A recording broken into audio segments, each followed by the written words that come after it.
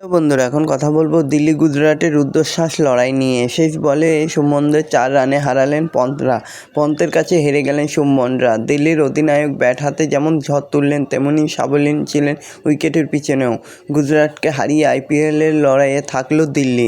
তো বন্ধুরা এরকমই সব আইপিএলের খবর প্রতিদিন জানতে হলে আমার চ্যানেলটিকে অতি শীঘ্রই লাইক কমেন্ট সাবস্ক্রাইব করতে ভুলো না ও বন্ধুদের মধ্যে প্রচুর পরিমাণে শেয়ার করে দাও, যাতে খুব শীঘ্রই আমার 4000 ঘন্টা ওয়াচ টাইম পূর্ণ হয়ে যায়। তো বন্ধুরা দিল্লি গুজরাটে যেন এক রুদ্ধশ্বাস লড়াই দেখা গেল। শেষ বলে শুভমনদেরকে 4 রানে হারালো পন্তরা। শেষ পর্যন্ত তারা লড়ে গেছিল। আইপিএলে 100তম ম্যাচ সুখের হলো না শুভমন গিলের। গুজরাট টাইটান্স অধিনায়ক নিজের রান পেলেন না, জিততেও পারলেন না তার দল।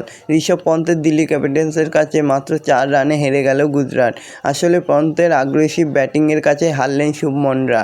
টস জিতে প্রথম ফিল্ডিং করার সিদ্ধান্ত নিয়েছিলেন শুভমন, রান পাননি দিল্লির প্রথম দিকে স্বীকৃতি ব্যাটাররাও। তবুও গুজরাট টাইটান্সের বিরুদ্ধে 4 উইকেটে 224 রান তুলে নেয় দিল্লি। চাপের মুখে ব্যাট হাতে ঝড় তুললেন পন্ত, তাকে সঙ্গ দিলেন অক্ষর প্যাটেল। তাদের লড়াইয়ের সুবাদে শুভমনদের দলের সামনে জয়ের জন্য 255 রানের লক্ষ্য রাখে সৌরভ গঙ্গোপাধ্যায়ের দিল্লি।